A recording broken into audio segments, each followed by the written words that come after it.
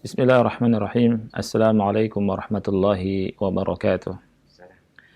Alhamdulillahi rabbil alamin. Wassalatu wassalamu ala nabiyyina Muhammadin wa ala alihi wa ashabihi wa man tabi'ahum bi ihsanin ila yaumiddin. Amma ba'd. Segala puji milik Allah Subhanahu wa taala. Salawat dan salam semoga tetap tercurahkan untuk Nabi kita Muhammad sallallahu alaihi wasallam beserta keluarganya, para sahabatnya, dan umatnya hingga akhir zaman.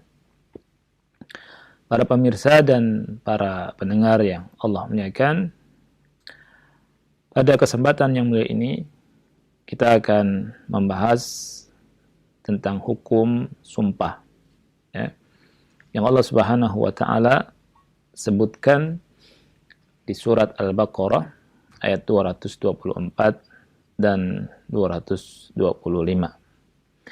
Kita meminta kepada Allah Subhanahu wa taala agar Allah memudahkan kita untuk belajar ilmu din, ilmu agama, yang dengannya kita berharap Allah Subhanahu wa taala memberi rahmat kepada kita semua. Kita tahu bahwa dunia itu disifati dengan sifat laknat, kecuali di antaranya orang yang belajar agama, orang yang menuntut ilmu agama, ya. Oleh karena itu, hendaknya kita semua bersemangat untuk belajar agama, untuk membaca Al-Quran, membaca hadis Rasul sallallahu alaihi wasallam, dan mempelajari kitab-kitab ulama, yang dengan itu semoga kita mendapatkan rahmat dari Allah Subhanahu wa taala. Selain itu, bahwa menuntut ilmu din adalah jalan menuju surga. Man salaka tariqan yaltamisu fihi ilman sahalallahu lahu bihi tariqan ilal jannah. Barang siapa yang berjalan pada sebuah jalan dalam rangka menuntut ilmu, maka Allah mudahkan jalannya menuju ke surga.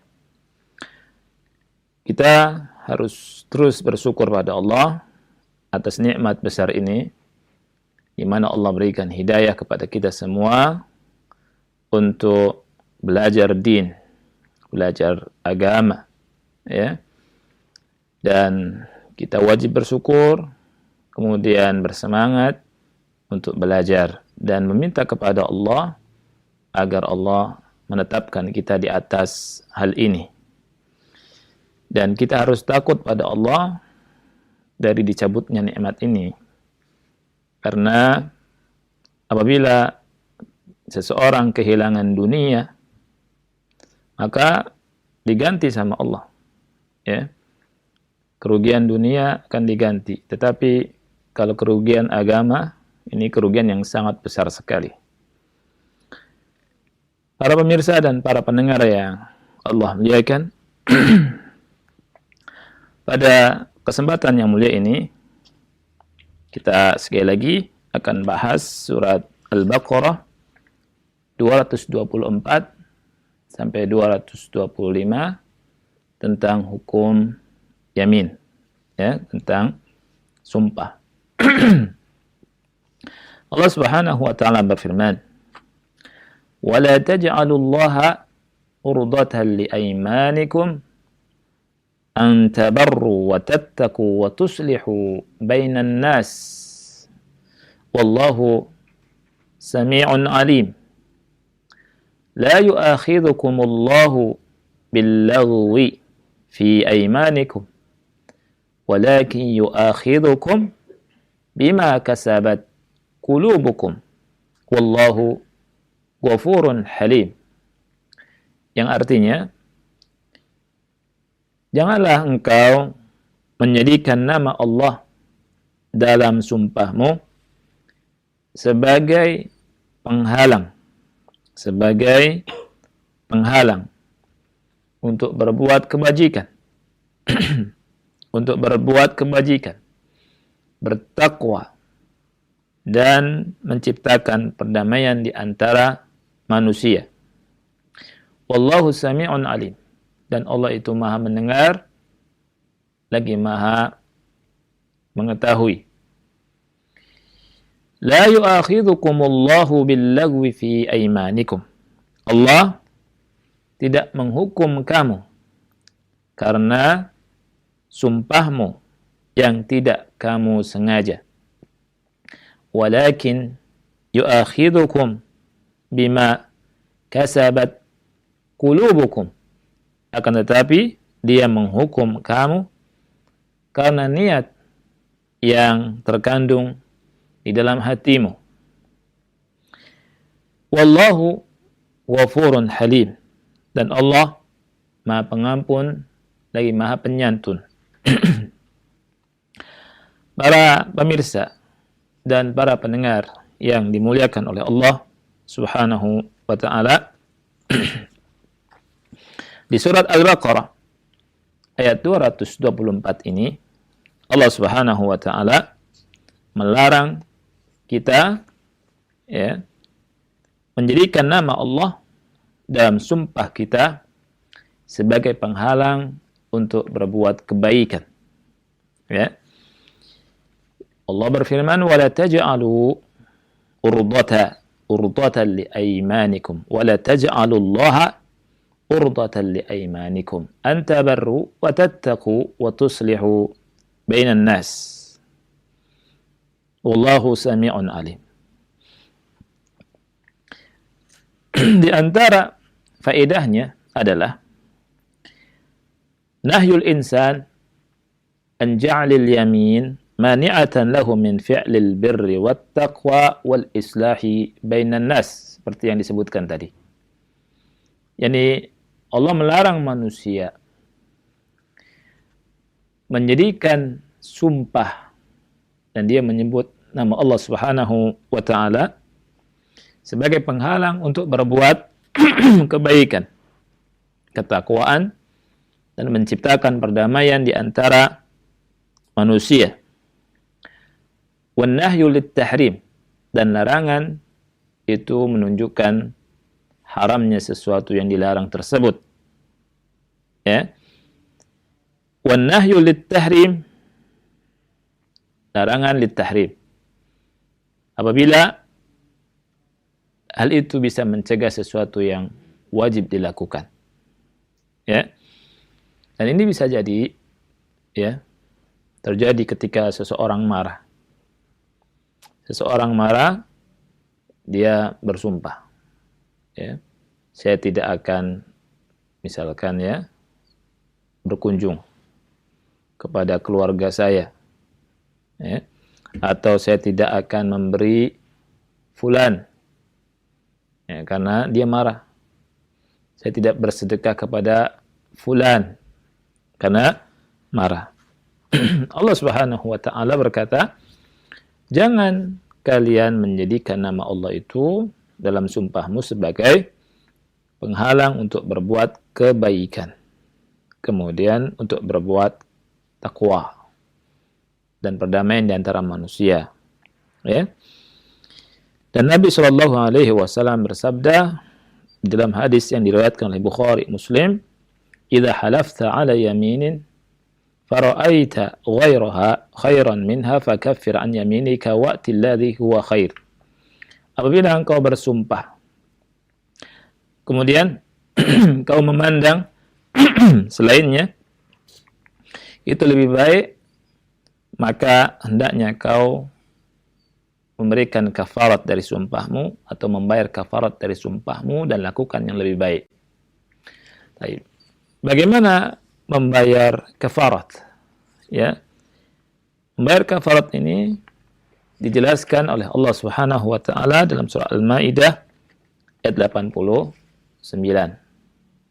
La yu'akhidhukumullahu billagwi fi aymanikum walakin yu'akhidhukum bima aqadtumul ayman فكفارته إطعام 10 مساكين من أوسط ما تطعمون أهليكم أو كسوتهم أو تحرير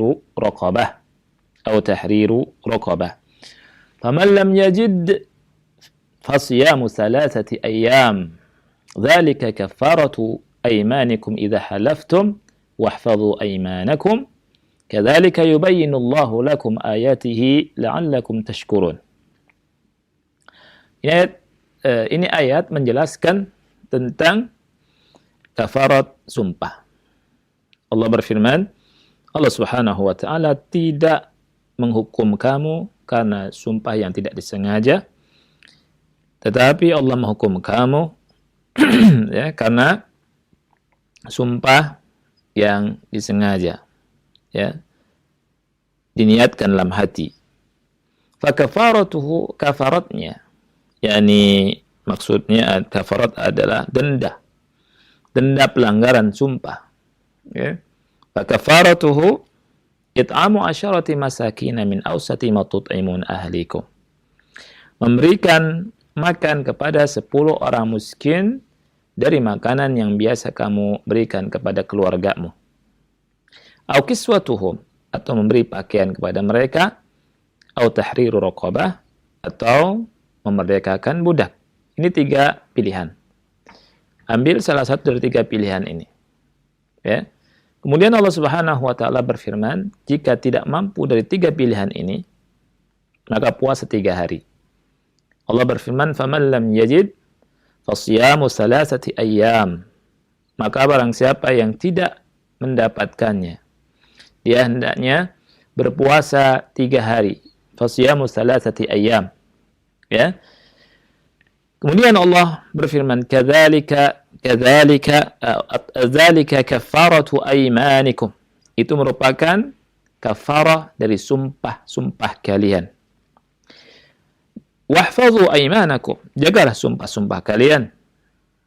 Ya, di antara tafsirannya jangan memperbanyak sumpah. Kadzalika yubayyinullahu lakum ayatihi la'allakum tashkurun. Demikianlah Allah Subhanahu wa taala menjelaskan kepada kalian ayat-ayatnya, semoga kalian bisa bersyukur. Ini tentang kafarat sumpah. Berikutnya faedah dari ayat yang kita baca dari surah Al-Baqarah ayat 224 ini adalah al-hassu 'alal birri wat taqwa wal islah bainan nas. Ya. Jadi merupakan anjuran dari Allah Subhanahu wa taala untuk berbuat baik, bertakwa dan mendamaikan manusia. Ya, ini yang bisa kita ambil. Karena Allah Subhanahu wa taala melarang kita bersumpah dengan sumpah yang bisa yakni menghalangi 3 kebaikan ini. Berikutnya adalah fadilatul islahi bainan nas. Fadilatul islahi bainan nas, keutamaan yakni keutamaan mendamaikan manusia. Ya. Dan Allah Subhanahu wa taala sebutkan di sini wa tuslihu bainan nas. Dan mendamaikan manusia, ya, ini masuk ke dalam bir. Ini dalam kebajikan. Baik, kenapa disebutkan oleh Allah dalam ayat yang mulia ini? Padahal Allah Subhanahu wa taala telah menyebutkan bir, kebaikan di awal sebelum menyebutkan ketakwaan dan islah. Lihat, wala taj'alullaha urdatan liaymanikum an tabarru wa tattaku wa tuslihu bainan nas. Allah Subhanahu wa taala dalam ayat yang mulia ini menyebutkan bir an tabarru. Ya, jangan sampai sumpah kita itu menghalangi berbuat kebaikan. Kebaikan maknanya umum. Kemudian disebutkan setelah itu kekhususan. Ya, di antaranya adalah islah bainan nas, memperbaiki hubungan manusia. Ya. Nah, memperbaiki hubungan antara manusia masuk ke dalam perbuatan bir. Kenapa disebutkan oleh Allah Subhanahu wa taala ya setelah Allah sebutkan bir? yang sebenarnya sudah dicukupi dengan kalimat bir. Ya. Baik. Jawabannya adalah ya. Hal ini menunjukkan tentang apa? Tentang al-inayah bihi wal ihtimami bihi. Tentang perhatian yang besar dari Allah Subhanahu wa taala akan hal ini. Ya. Dan tidak diragukan lagi bahwa al-islah bainan nas, menamaikan manusia, ini merupakan perkara yang penting. وهذا خلاف من يفعلون ما يوجب القطيعة بين الناس. Ini berbeda dengan apa yang dilakukan oleh orang-orang ya dalam membuat qati'ah. Qati'ah ini perpecahan di antara manusia, ya, putusnya hubungan antara manusia. Oleh karena itu Rasul Shallallahu Alaihi Wasallam bersabda mengancam orang yang suka mengadu domba. Rasul Shallallahu Alaihi Wasallam bersabda, "La yadkhulul jannata nammam, la yadkhulul jannata nammam." Tidak akan masuk ke surga orang yang suka mengadu domba. Ya. Dan ayat yang mulia ini Allah tutup dengan dua nama Allah yang besar. Allah berfirman, ya, Wallahu sami'un alim. Allah itu maha mendengar dan Allah itu maha mengetahui. Ya. Allah maha mendengar dan Allah maha mengetahui. Artinya, sami' lima yuqal, Allah mendengar perkataan yang diucapkan oleh manusia, dan alim bikulli syai', Allah maha mengetahui segala sesuatu. Oleh karena itu ketika Allah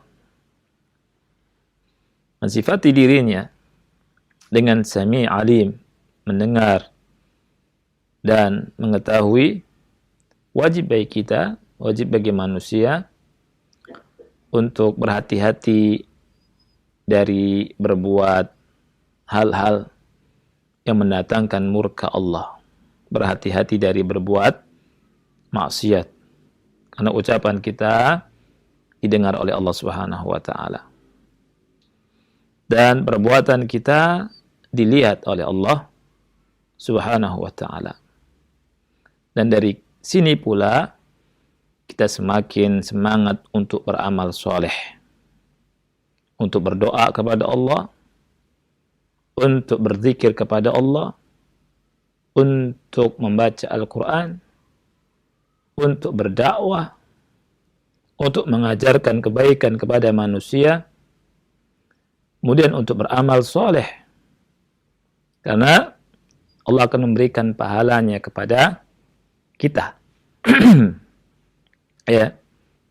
وَمَنْ يَعْمَلْ مِثْقَالَ ذَرَّةٍ خَيْرًا يَرَهُ وَمَنْ يَعْمَلْ مِثْقَالَ ذَرَّةٍ شَرًّا يَرَهُ.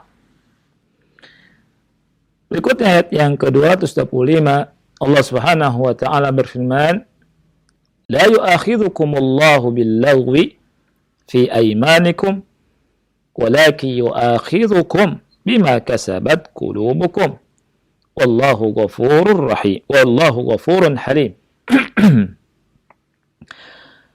Allah Subhanahu wa taala tidak menghukum kamu dengan sebab sumpahmu yang tidak kamu sengaja. Ini disebut dengan al-yamin al-law atau yaminul lawi. Ya. Lagu itu, ya, al-lagu dari kata fil lughah, dari kata as-saqit, sesuatu yang gugur.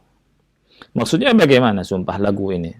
Sumpah lagu ini tidak ada niatan di dalam hati, lepas dengan lisan saja diucapkan. Seperti banyak perkataan orang, ya, orang awam. Nah, kita sering dengar di Arab, ya, la wallahi, bala wallahi, suka begitu orang, ya, wallahi, wallahi, wallahi. Tapi ini yamin lagu, ya. Gitu. Sudah makan belum? La wallahi lam akul wallahi. Begitu. Ya. ذهبت لا والله هل هذا أليس هذا جيد؟ بلى والله أليس هذا كويس يعني؟ بلى والله. Gitu. Jadi wallahi terus. Ini namanya yamin lagu. Sakit lagu itu. Yamin lagu ini nanti kita akan jelaskan hukumnya. Ya. Dan di sini Allah sebutkan hukumnya. Ya, Allah Subhanahu wa taala tidak menghukum kamu karena sumpahmu yang tidak disengaja. Walaki yu'akhidhukum bima kasabat qulubukum. Tetapi dia menghukum kamu karena niat yang terkandung di dalam hatimu. Ya. Wallahu ghafurun halim, dan Allah Maha Pengampun lagi Maha Penyantun. Nah, ayat yang mulia ini, ya. Ayat yang mulia ini sebagaimana dijelaskan oleh Syekh Muhammad bin Shalih Al-Utsaimin rahimahullah di halaman 161 di kitab ini, ya, dia berkata, qauluhu ta'ala walaki yu'akhidhukum bima kasabat qulubukum yufassiruhu qauluhu ta'ala bima aqadtumul aiman. Tadi surat apa? Al-Maidah ayat 89. Ini menunjukkan, ya, bahwa Al-Qur'an ditafsirkan dengan Quran. Ini kaidah dalam penafsiran Quran. Saya sedikit akan berbicara masalah ini.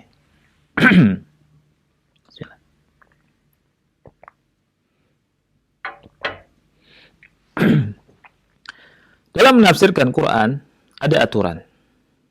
Ya. Dan manahijul ulama ikhtalafat li tafsirihim lil Qur'anil Karim. Ya. Tentang manhaj ulama dalam menafsirkan atau manhaj mufassirin dalam menafsirkan Quran itu kita dapati berbeda-beda, dan mana yang paling bagus dan mana yang paling benar ini harus kita tahu. Ada yang umdahnya dengan ra'yu, ada yang umdahnya, yakni umdah itu artinya adalah sandarannya. Ada yang sandarannya dengan ra'yu semata, ada yang sandarannya dengan bahasa Arab semata, ada yang sandarannya dengan isyarat, dan yang paling bagus adalah yang bersandar dengan apa? Dengan asar. Ya, dengan asar. Ya. Yakni menafsirkan Quran dengan sunnah, dengan perkataan sahabat, dengan perkataan tabi'in, baru dengan bahasa Arab. Ya, bahasa Arab ini urutan keberapa di sini? Urutan ke-5. Perhatikan. Ya. Karena kita jumpai ada sebagian orang berceramah, ya, memberikan kajian tafsir, dia hanya dengan bermodalkan bahasa Arab saja. Ini tidak tepat. Ya. Kenapa demikian? Karena ulama berkata, ya, bahasa Arab itu mutasyaibat al-ma'ani. Mufradatnya itu bisa memiliki makna yang banyak. Ya. Satu lafaz memiliki makna yang banyak. Ya. Satu lafaz bisa memiliki makna yang banyak. Makna A, makna B, makna C, makna D, dan bahasa Arab itu luas. Oleh karena itu butuh kita menentukan dari makna yang banyak itu mana. Ya. Didukung dengan Al-Quran, didukung dengan hadis, didukung dengan perkataan sahabat. Dengan itu nanti bisa menentukan mana yang diinginkan dari makna bahasa secara lafaz itu. Ya. Jadi kalau bermodalkan dengan bahasa Arab saja, tidak benar, bahkan bisa tersesat. Ya. Jadi ini metode penafsiran Quran. Makanya ulama itu tafsirkan Quran seperti ini. Quran dengan Quran, kemudian Quran dengan sunnah, dengan perkataan sahabat, dengan perkataan tabi'in, sahabat seperti Abdullah bin Mas'ud, ya, kemudian Ibnu Abbas dan yang lainnya. Kemudian tabi'in di antara Mujahid, bahkan ada ulama yang berkata idza ja'aka tafsir an Mujahid fahasbuka bih. Apabila datang tafsir dari Mujahid cukup. Sehingga ketika seseorang ketika ingin menafsirkan Quran, dia hendaknya baca dulu. Minimal Ibnu Katsir baca. Dan Ibnu Katsir akan memberikan keterangan di situ, ya. Ketika menafsirkan ayat, disebutkan Qur'annya, sebutkan hadisnya, kalau ada hadisnya, sebutkan perkataan sahabat, perkataan tabi'in. Jangan langsung kita tafsirkan dengan bahasa. Ya. Seperti ada yang orang menafsirkan surat firman Allah was-sariqu was-sariqatu faqta'u aydiyahuma. Pencuri laki-laki, pencuri wanita, potong kedua tangannya, potong tangannya. Karena menafsirkan hanya dari sisi bahasa, maka diambil dari kalimat potong itu, faqta'u, ya, memiliki banyak makna bahasa, ya, akhirnya tidak memotong tangan. Artinya menolak hukum potong tangan. Karena dari apa? Permainan bahasa. Padahal, kalau kita kembali ke hadis, perkataan sahabat, perkataan tabi'in, dan ulama mufassirin, ya, akan menjumpai yakni makna yang jelas. Nabi SAW ketika ada seorang wanita yang mencuri, kemudian mereka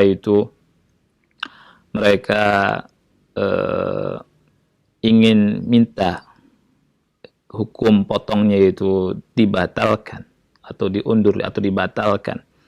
Mereka mencari syafaat, yang paling terdekat adalah siapa? Adalah Usamah bin Zaid, ya, supaya bicara ke Nabi SAW supaya tangan wanita itu tidak dipotong. Nabi SAW marah, ya, dan beliau berkata, seandainya putri beliau Fatimah mencuri, apa kata beliau? Laqata'tu yadaha, aku potong tangannya. Ya. Jadi nggak boleh kita berkata banyak makna qata', ya, sehingga mengatakan bahwa 1400 tahun orang Islam jadi korban dipotong tangannya. Ya. Jadi penafsiran itu tafsir Quran dengan Quran, kemudian dengan sunnah, kemudian dengan aqwal sahabat, kemudian dengan tabi'in, kemudian tabi'ut tabi'in. Kalau misalkan Quran sudah ada yang nafsirkan dengan Quran, maka kita kembali ke Quran. Ya. Jangan ke yang lainnya. Dan ini pembahasannya di kitab Usul At-Tafsir. Ya. Kemudian tafsir bis sunnah dan seterusnya. Iya. Contoh tafsir Quran bil Quran ini. Tafsir Quran dengan Quran adalah surat Al-Baqarah 225 ditafsirkan dengan surat Al-Maidah ayat 89. Kenapa kita kembali kepada penafsirannya Allah? Karena Allah yang menurunkan Al-Quranul Karim. Wa li'annahu ta'ala a'lamu bima arada bihi min kalamihi. Karena Allah Subhanahu wa ta'ala lebih tahu dari apa yang diinginkan dari kalamnya. Anda kasih contoh lagi. Surat Yunus ayat 62 ditafsirkan dengan surat Yunus 63. Allah berfirman, ala inna awliya Allahi la khawfun alaihim wa lahum yahzanun alladzina amanu wa kanu yattaqun. Ketahuilah bahwa wali-wali Allah itu tidak ada rasa takut atas mereka dan mereka tidak bersedih hati. Taib, siapa wali Allah? Dijelaskan sama Allah dalam ayat selanjutnya. Alladzina amanu wa kanu yattaqun. Orang-orang yang beriman dan mereka bertakwa. Jadi wali Allah itu orang yang beriman dan bertakwa. Oleh karena itu Syekhul Islam berkata, man kana mu'minan taqiyan kana lillahi waliyan. Barang siapa orang itu beriman dan bertakwa, maka dia walinya Allah Subhanahu wa taala. Kalau ada orang yang berkata ana waliullah, aku walinya Allah, maka kita katakan pada orang tersebut kadzabt, anta berdusta. Engkau berdusta. Loh, kenapa? Iya. Karena wali Allah itu nggak mengaku-ngaku dirinya wali Allah. Allah berfirman, "Wala tuzakku anfusakum, huwa a'lamu biman ittaqa." Janganlah kau mentazkiyah dirimu sendiri, karena Allah lebih tahu siapa yang paling bertakwa. Ya. Kemudian contoh tafsir Quran dengan sunnah. Ya. Seperti misalkan surat Yunus ayat 26. Allah berfirman, "Lilladzina ahsanu al-husna wa ziyadah." Apa arti ziyadah? Orang-orang yang baik, yang melakukan ihsan, bagi mereka surga. Wa ziyadah, dan ada tambahan. Saya tanya kepada pemirsa dan para pendengar, bisa tidak kita mengartikan ziyadah dan menafsirkannya dengan benar? Ziyadah itu artinya tambahan. Kalau kita tidak kembali ke hadis Rasul Shallallahu Alaihi Wasallam, kita akan menafsirkan seenaknya sendiri. Orang yang berbuat ihsan, dia mendapatkan al-husna, yakni surga, wa ziyadah dan tambahan, wa ziyadah dan tambahan. Kita berpikir, apa itu ziyadah? Apa itu ziyadah? Tambahannya itu apa? Ya, apakah tambahan buah-buahan? Apakah tambahan dari makanan? Apakah tambahan dari minuman? Ya. Apakah boleh kita tafsirkan, oh tambahan minuman, oh tambahan buah-buahan, oh tambahan misalkan bidadari di surga? Ya. Jawabannya tidak boleh. Kita lihat dulu tafsirnya. Ternyata Rasul kita SAW menafsirkan ziyadah itu. Ya. Makanya tidak boleh kita bermodalkan hanya dengan bahasa Arab semata. Di dalam hadis yang diriwayatkan oleh Imam Muslim, ya, Rasul kita Shallallahu Alaihi Wasallam bersabda, ya, dari Suhaib bin Sinan, Rasul SAW bersabda, "Yukshaful hijab," ya, hijab dibuka dan hijabnya Allah adalah cahaya di surga. Kemudian mereka ahlul jannah, ya, kata Rasul, "Fama u'tu syai'an ahabba ilaihim minan nadhari ila rabbihim." Tidaklah mereka diberikan sesuatu kenikmatan yang paling mereka sukai, yang paling mereka cintai daripada melihat Rabb mereka. Kemudian Rasulullah SAW membacakan firman Allah ini. Rasulullah SAW membacakan firman Allah surat Yunus ayat 62. Nah, ini dia. Maksud dari ziyadah, tambahan dalam ayat ini adalah melihat Rabb, melihat Allah. Ya. Kalau kita menafsirkan sendiri, bisa ngarang-ngarang. Ada 10 kepala, 10 tafsiran. Ada 1000 kepala, 1000 tafsiran. Ini nafsirkan ziyadah ini nafsirkan ziyadah ini, itu nafsirkan ziyadah itu. Hanya modal bahasa. Ya. Dan ini hukumnya terlarang. Oleh karena Ibnu Katsir rahimahullah berkata, orang yang menafsirkan Quran, ya, kalau tanpa ilmu dikatakan salah, walaupun benar. Kenapa? Bisa jadi kebenaran saja. Ini kebetulan. Ya. Tidak boleh kita tafsirkan Al-Quran yakni dengan reka-reka, hanya bermodalkan bahasa. Ya. Dan dari sini kita mengetahui, apalagi yang tidak ngerti bahasa Arab. Ya, orang yang tidak bisa bahasa Arab. Laisa hadza bi'ushiki fadruji. Laisa hadza bi'ushiki fadruji. Orang-orang yang tidak bisa bahasa Arab haram menafsirkan Quran. Ulama berkata, "Man kana yu'minu billahi wal yawmil akhir ay yatakallam fi kitabillah man lam yakun 'aliman bi lughatil Arab." Tidak halal bagi orang yang beriman kepada Allah dan hari akhir berbicara tentang kitab Allah kalau dia tidak ngerti bahasa Arab, tidak paham bahasa Arab. Ya. Makanya aneh kalau ada orang berceramah, kemudian dia nggak bisa bahasa Arab, ngambil Quran, tafsirkan A, tafsirkan sana, kemari, dan seterusnya. Ini musibah. Dan ini tidak boleh terjadi. Ya. Dan hendaknya seseorang, ya, belajar menuntut ilmu. Rahimallahu mra'an arafa qadra nafsihi. Semoga Allah merahmati seseorang yang dia mengetahui kadar tingkat dirinya. Kalau belum bisa bahasa Arab, belajar bahasa Arab. Ya. Jangan ngajar, jangan nafsirkan Quran, jangan mensyarah hadis. Belajar dulu. Kalau sudah bisa bahasa Arab, jangan hanya dengan modal bahasa Arab memahami nas Quran dan hadis Rasulullah SAW. Tidak cukup. Belajar ilmu yang lain.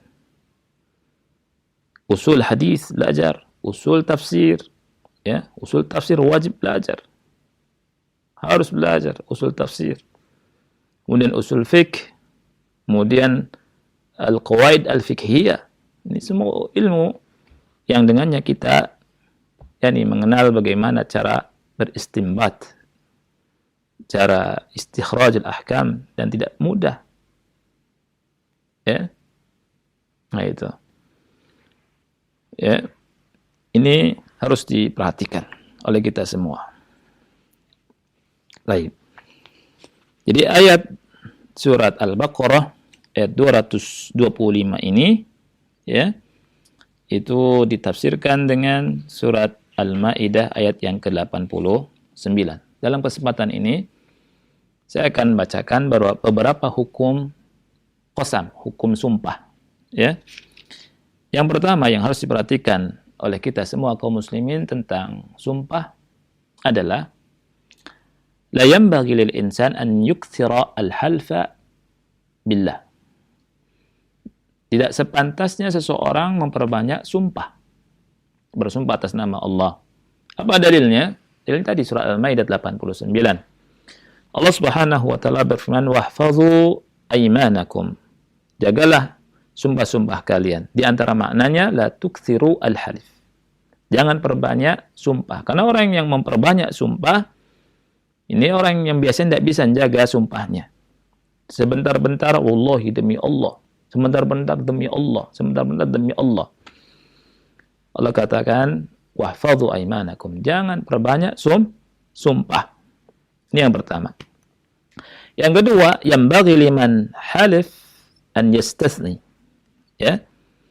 Hendaknya orang yang bersumpah itu, dia mengucapkan insyaallah. Jadi orang yang bersumpah itu hendaknya mengucapkan insyaallah. Misalkan gini, demi Allah, ya, saya berjanji akan mendatangimu 1 bulan kemudian, ya, mengunjungi rumah kamu. Sumpah kata kawannya, iya sumpah demi Allah, kan gitu ya. Nah, kalau sudah bersumpah, dia katakan insyaallah, insyaallah. Apa faedahnya? Ada 2 faedah, kata Syekh Utsaimin. Faedah yang pertama, ya, tashilu amri. Urusannya akan dimudahkan. Apa dalilnya? Dalilnya adalah seperti disebut oleh Syekh Utsaimin dalam kesempatan yang lain, ya, tentang keinginan Nabi Sulaiman yang menggauli istri-istrinya. Beliau punya istri puluhan, ya. Jadi istrinya itu kata beliau, saya akan gauli, ya, dalam semalam, kemudian semuanya hamil dan melahirkan fursan, yakni kesatria, yakni para mujahid di jalan Allah. Nah, dia lupa mengucapkan insyaallah, ya. Rasulullah SAW berkata, seandainya dia mengucapkan insyaallah atau beliau mengucapkan insyaallah, ya, maka niscaya akan lahir semua itu dan melahirkan para mujahid di jalan Allah Subhanahu wa taala. Nah, jadi kalimat insyaallah ini, ya, hendaknya diucapkan untuk memudahkan urusan kita. Allah berfirman, "Wala taqulanna li syai'in inni fa'ilun dzalika ghada illa ayyasha Allah." Ya. Janganlah sekali-kali kau mengatakan, saya akan lakukan hal ini besok, kecuali ayyasha Allah. Ya, artinya mengucapkan insyaallah. Ya, ini dalil disebutkan oleh ulama ketika hendaknya kita beristisna mengucapkan insyaallah dalam bersumpah. Ya. Nah, pemahaman kebanyakan dari saudara kita kaum muslimin di Indonesia itu sebagiannya meyakini kalau mengucapkan insya Allah dalam janji itu untuk membatalkan janji. Ya, misalkan Mas besok main ke rumah ya, insya Allah. Jangan insya Allah. Jangan insya Allah. Insya Allah. Jangan. Kenapa jangan? Ini menunjukkan kamu nggak serius. Kalau insya Allah kamu nggak serius, kamu nggak akan datang. Begitu. Ini pemahaman yang ada di masyarakat. Ini pemahaman yang sangat-sangat keliru. Ya, insya Allah itu untuk memudahkan urusan. Ya. Kemudian berikutnya, yang kedua, manfaat insya Allah. Seandainya sumpah itu dilanggar, maka dia tidak mesti bayar kafarat. Dia tidak bayar kafarat. Kata Syekh Utsaimin, annahu la kafarata alaihi law hanast. Ya. Yang ketiga, la yajuzu al-halif bi ghairillah. Tidak boleh bersumpah menyebut selain nama Allah. Karena Rasul berkata, barang siapa yang bersumpah menyebut selain nama Allah, dia berbuat apa? Syirik. Enggak boleh mengatakan demi langit dan bumi, ya, aku bersumpah. Ya, ada lagunya itu. Ya. Kemudian demi matahari, demi bulan, demi Rasulullah. Ini sering nih orang mengatakan demi Rasulullah, ya. Demi Allah, demi Rasulullah. Kata Syekh Utsaimin, hatta demi Rasulullah nggak boleh. Ya. Jadi harus demi Allah saja. Demi Allah, demi Rasulullah saya nggak curi. Nah, ya, ini salah. Ya, demi Allah saja. Ya. Karena Rasulullah adalah hamba Allah dan Rasulnya. Ya, bukan Tuhan, bukan ilah. Ya, jadi bersumpah itu atas nama Allah saja, dan yang mengatakan demikian Rasul kita sallallahu alaihi wa ala alihi wasallam. Ya. Ya. Kemudian yang keempat, al-halifu billah yakunu bilafzi Allah. Ya, al-halif billah yang bersumpah dengan menyebut nama Allah itu dengan lafaz Allah. Wallahi billahi tallahi, yani demi Allah artinya. Atau dengan nama-namanya yang khusus buat Allah seperti Ar-Rahman, ya. Wa Rabbil Alamin, ya, Rabbil Ka'bah, Ar-Rahman. Ya, ini boleh dengan nama ini karena nama-nama ini nama yang khusus buat Allah. Boleh tidak dengan sifat Allah? Boleh dengan sifat Allah, tetapi perlu diketahui sifat Allah ini ada yang bentuknya maknawiyah, ada yang bentuknya khobariyah. Kalau yang bentuknya maknawiyah, boleh. Kalau yang bentuknya maknawiyah, boleh. Contohnya ilm, kudrah, izzah. Misalkan, bi'izzatillah, biqudratillah. Ini boleh. Ya. Kalau sifat yang bentuknya khobariyah, terbagi dua. Kalau bentuknya khobariyah, kita lihat. Ya. Kita lihat. Kalau menunjukkan tentang zat Allah, boleh. Ya. Kalau menunjukkan tentang zat Allah. Kalau seandainya, ya. Kalau seandainya. In kana la yakumu bihi zat, la yajuz. Misalkan, la yakum artinya yang tidak tegak, menunjukkan tentang zat Allah. Ya. Tidak menunjukkan semuanya. Ini tidak boleh. Yang boleh misalkan biwajhillah. Ini boleh. Biwajhillah boleh. Allah berfirman di surat Ar-Rahman 27, wa yabqa wajhu rabbika dzul jalali wal ikram. Adapun bersumpah dengan yad, tangan, ini enggak boleh. Biyadillah. Ya. Karena apa? Jawabannya la yakumu bihi dzat. Hadza la yajuz. Berikutnya tentang sumpah, ya, hukum yang kelima, ya, sedikit lagi, Ari, ya, hukum yang kelima, bersumpah itu ada dua. Al-halifu imma an yakuna ala syai'in madin wa imma an yakuna ala syai'in mustaqbal. Bersumpah itu atas sesuatu yang telah berlalu atau sesuatu yang akan datang. Ini hukumnya beda. Yang pertama, bersumpah atas sesuatu yang telah berlalu, ini hukumnya la kafarata fihi mutlaqa. Tidak ada kafaratnya secara mutlak. Jadi tidak ada kafarat secara apa? Mutlak. Ya, ini bersumpah dengan sesuatu yang telah berlalu. Ya, misalkan Ari kemarin pulang dari Cirebon. Saya bilang, wallahi kemarin Ari sudah pulang dari Cirebon. Berlalu kan? Atau apa saja yang berlalu, sesuatu yang sudah berlalu, kemudian kita bersumpah. Wallahi saya sudah mengadakan ujian untuk murid-murid. Wallahi saya sudah bayar uang SPP, misalkan gitu ya. Ini sesuatu yang sudah berlalu. Ada tidak kafarat sumpahnya? Tidak ada. Tidak ada kafarat sumpahnya. Ya. Baik itu dia bersumpah dengan benar atau bersumpah dengan dusta. Cuma yang bersumpah dengan dusta, dia dapat apa? Dosa. Dia dapat dosa. Ya. Tetap plus kalau misalkan sumpahnya itu mengambil harta orang. Berlalu, dia ngambil harta orang. Tuh dia bilang, wallahi saya nggak ngambil harta orang. Gitu. Bersumpah. Padahal dia ngambil. Ya. Nah, ini ada ancaman tersendiri. Ini namanya dalam kitab fikih yamin ghamus. Yamin ghamus. Kenapa disebut yamin ghamus? Ghamus itu dari kata ghamasa, yagmisu. Ya. Kita pernah baca hadis gini. Apabila salah satu di antara kalian bangun, ya, jangan memasukkan tangan ke air.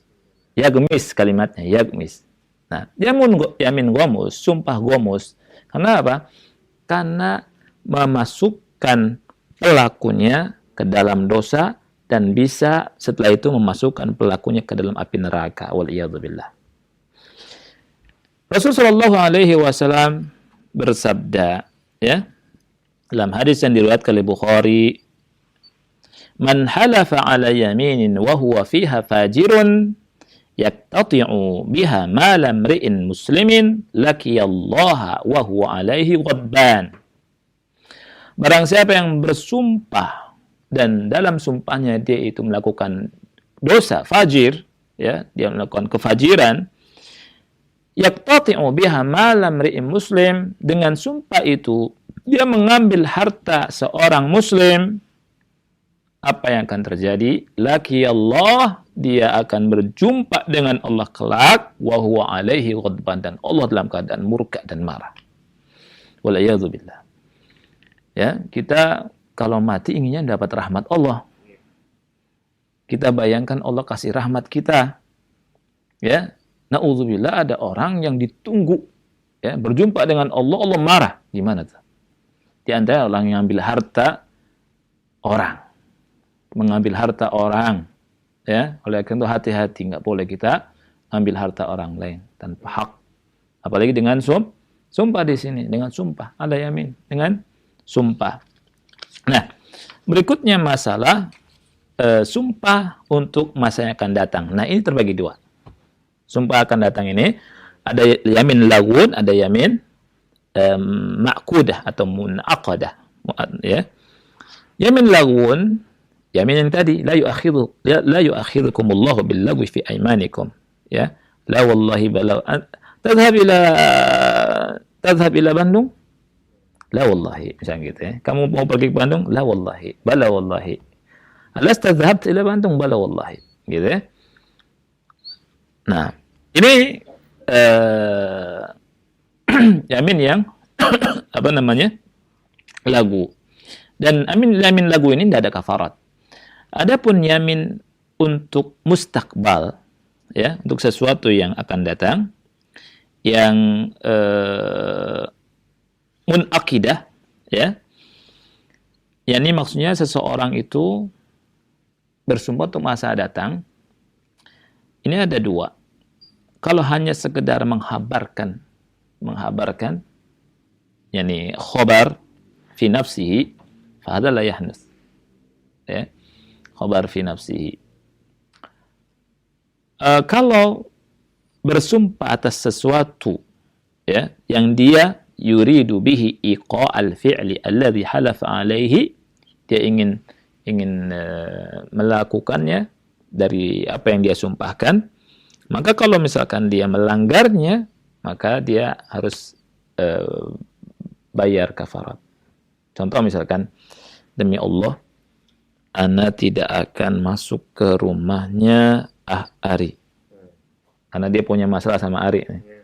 Nggak taunya Ari ngundang makan-makan. Ya kan? Makanan yang nggak ada di rumahnya dia, dan dia menginginkan sekali. Gitu ya. Ari ngambil dari luar negeri. Kemudian, dia masuk ke rumah Ari. Terus, saya sudah bersumpah nih. Bayar kafarat. Wajib bayar kafarat. Kafarat tadi dijelaskan di surat apa? Al-Maidah ayat berapa? 89.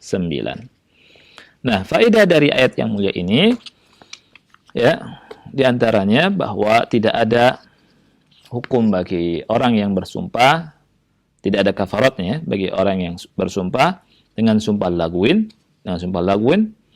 ya. Dan dari sini ada faedah besar, ya, dibangun di atas ini masalah yang banyak, ya. Kalau seseorang melakukan sesuatu yakni tidak ada niatan di hatinya, ya, dan kata beliau, lau jarra lafdhu talaq ala lisanihi bi ghairi qasdin lam tutallaq imra'atuhu. Kalau misalkan lisannya ini keluar kata cerai untuk istrinya, ya, tapi hatinya tidak ada qasd, tidak maksud, maka tidak cerai istrinya. Ini subhanallah faedah besar dari Syekh Utsaimin. Ya, tidak cerai. Enggak ada maksud. Ya. Contoh yang lain. Lau talaqa fi hali ghadabin syadid lam tutallaq imra'atuhu. Kalau misalkan dia mencerai istrinya dalam keadaan sangat-sangat marah, tidak terkontrol di ucapannya, istrinya enggak tertolak. Maksudnya tidak jatuh talaknya. Sebagaimana orang yang mengatakan kalimat kekufuran dalam keadaan yang sangat bahagia dalam hadis itu kan, mendapatkan barangnya sudah dia cari-cari di padang, takutnya dia mati, nggak taunya ada tuh, balik lagi, ya. Dan Allah itu senang dengan taubat, ya. Allah berfirman, lallahu asyaddu farhan bi taubati abdihi min ahadikum. Allah Subhanahu wa taala sangat senang, ya, dengan taubat hambanya dari salah satu antara kalian. Kan dia bertobat kepada Allah Subhanahu wa taala, ya, dan Allah sangat senang.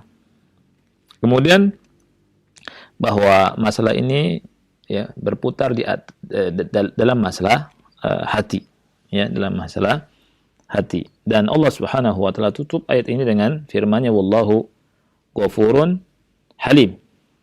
Allah itu maha pengampun. Artinya apa?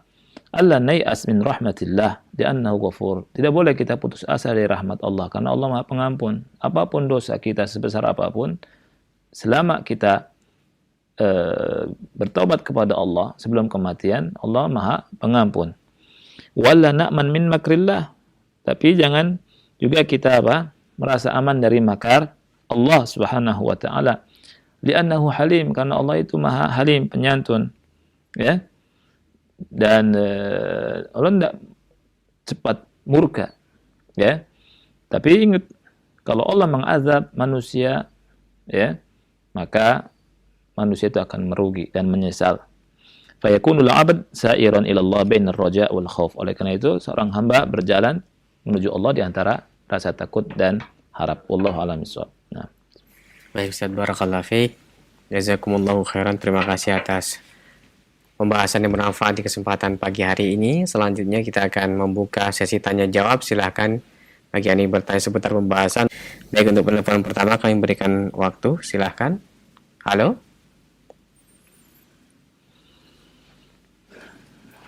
Halo.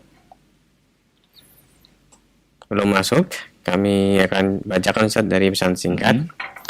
Assalamualaikum Ustaz. Izin bertanya. Iya. Bagaimana hukum menyikapi fenomena sekarang ini, yaitu korupsi dari para pejabat negara maupun dari pegawai-pegawai negara yang mereka sebelumnya, sebelum menjabat atau sebelum bekerja, disumpah dengan nama Allah dan dengan kitab suci Al-Quran bagi agama yang Islam. Namun di perjalanan waktu mereka kadang korupsi waktu, korupsi uang atau jabatan dan sebagainya. Nah, Saya mohon penjelasannya, Ustaz. barakallahu fiik. Iya. Man ra'a minkum munkaran falyughayyirhu bi yadihi fa illam yastati' fa bi lisanihi fa illam yastati' fa bi qalbihi.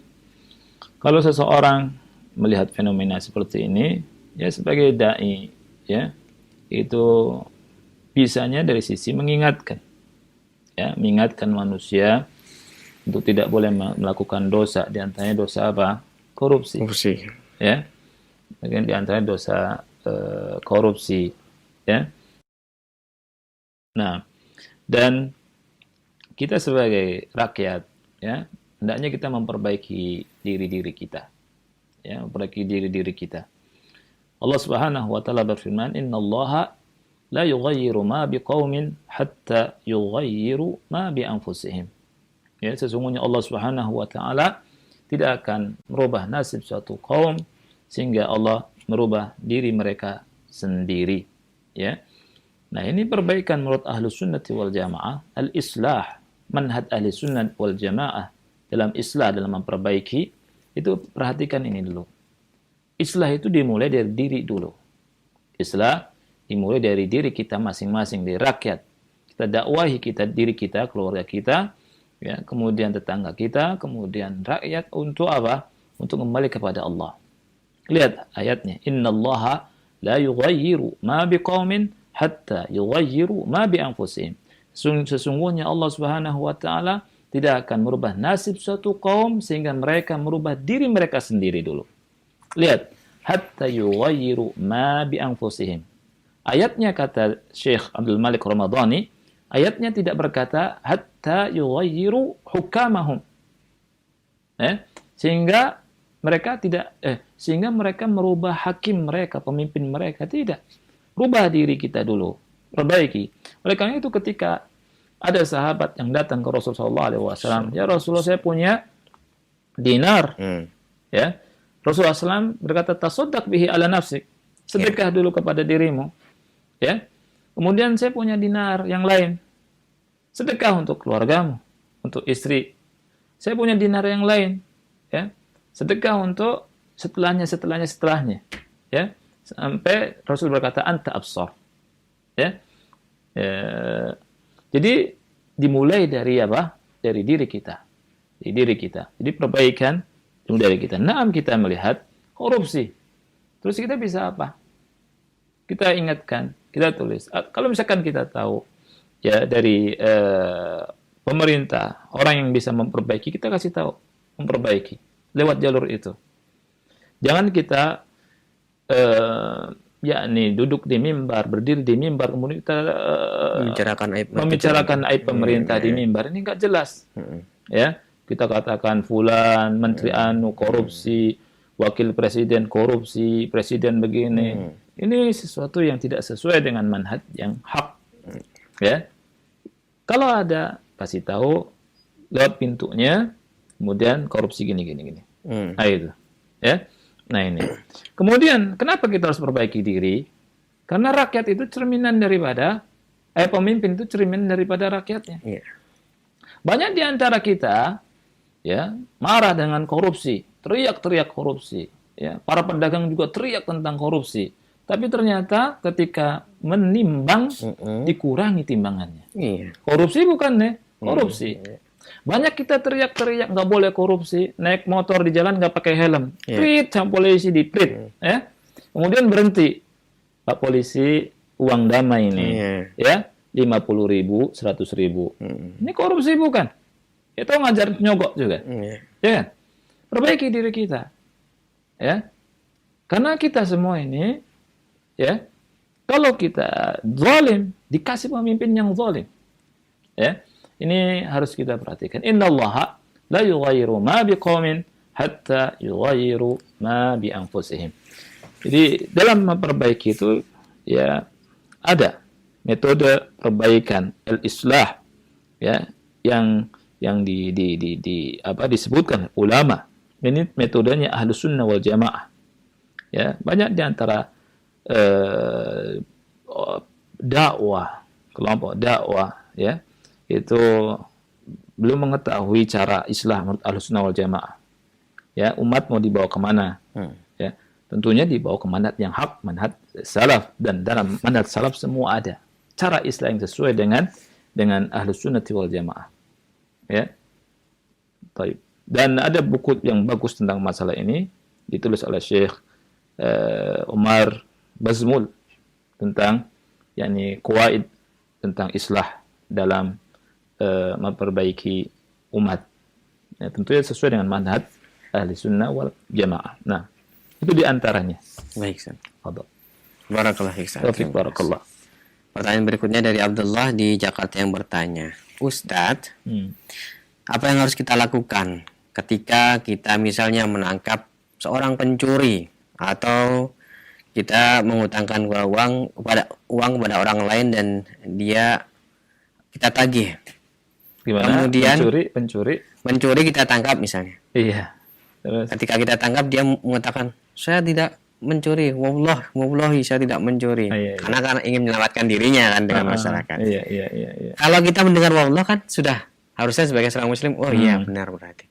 Kita lepaskan aja, atau tetap kita proses atau kita integrasi hingga dia mengakui yang sebenarnya. Mohon penjelasan tentang hal ini, Ustaz. Silakan. Iya. Baik. Ada hadis al-bayyinatu 'ala al-mudda'i wal yaminu 'ala man ankar. Al-bayyinah bukti. Ya, bukti, dalil, keterangan dari orang yang menuduh dan sumpah dari orang yang mengingkari. Ya. Nah, ketika kita melihat ada bukti yang bisa melebihi sumpahnya, ya, kita walaupun dia bersumpah, tapi kita tidak kita lepaskan. Kalau ada pencuri, dia bilang, wallahi demi Allah saya nggak curi, ya. Kemudian dia bawa tas curian, dia demi Allah, ya kita ambil, masukkan ke penjara, gitu. Jangan, oh sudah demi Allah nih, sudah ditinggalkan. Nggak begitu maknanya. Dan pembahasannya panjang nih. Saya pernah bahas kalau nggak salah tentang kaidah al-bayyinatu 'alal mudda'i wal yamin 'ala man ankar. Baik. Satu lagi, ya, akhi. Berikutnya kami berikan kesempatan satu lagi untuk telepon. Silahkan. Halo. Belum, Ustaz. Kami akan bacakan dari pesan singkat saja. Nah. Assalamualaikum, Ustaz. Waalaikumsalam. Di kampung saya ada seorang calon kepala desa bersumpah demi Allah Subhanahu wa taala. Bagaimana hukumnya kalau sang kades melanggar sumpahnya, Ustaz? Ya, itu dikembalikan kepada dia. Ya. Kalau dia melanggar sumpahnya jelas dosa. Ya. Dan tidak boleh kita tadi hukum sudah kita sebutkan kan, hukum sumpah itu jangan perbanyak sumpah ya. Dan ya memang kita ketika tahu din, kita harus kasih tahu orang supaya orang itu juga paham tentang din. Ya, sebuah fenomena yang luar biasa. Yani banyak orang mengejar untuk menjadi penguasa, untuk menjadi pemimpin, untuk diakui lah istilahnya. Makanya jangan aneh kan ada orang yang ngaku raja sekarang kan, kaisar. Itu intinya sih mau diakui sama orang. Intinya dia ingin dijadikan orang yang dibesarkan, ya. Itu manusia subhanallah ya. Jadi ingin bahkan berebut untuk jadi itu, ya. Ada yang Sunda Empire, ada yang Raja Gadungan itu, ada yang King of the King, wah macam-macam ya. Ada yang niatnya untuk mencuri, menipu, wala macam. Dibangun di atas semua niat itu intinya kembali kepada ingin mendapatkan pengakuan. Nah, ada orang-orang berebut untuk menjadi pemimpin ini, pemimpin itu sampai mengeluarkan hartanya, ya, sampai miliaran, ya, sampai nggak dapat jadi stres, masuk rumah sakit jiwa, ini luar biasa ya. Yang dapatnya juga ajib. Ketika dia sudah mengeluarkan banyak followers, kemudian dia jadi pemimpin, sujud syukur. Subhanallah, padahal amanahnya besar loh. Amanah jadi pemimpin itu sangat berat. Sangat berat. Lalu kita lihat Abu Bakar Siddiq, Umar, ketika diangkat jadi khalifah bukannya malah senang sujud syukur, ya kan? Malah menangis, ya kan? Umar bin Khattab tiap malam malah nangis, ya, malah nangis karena tanggung jawabnya besar jadi pemimpin itu, ya. Orang yang mencari atau meminta jabatan, dia tidak ditolong sama Allah. Tapi kalau tidak meminta jabatan akan ditolong oleh Allah Subhanahu wa taala. Wallahu a'lam bishawab. Mudah-mudahan ini ini saja yang bisa kita bahas, mudah-mudahan bermanfaat ya. Dan kita tutup subhanakallahumma bihamdika asyhadu an la ilaha illa anta astaghfiruka wa atubu ilaik. Wassalamualaikum warahmatullahi wabarakatuh.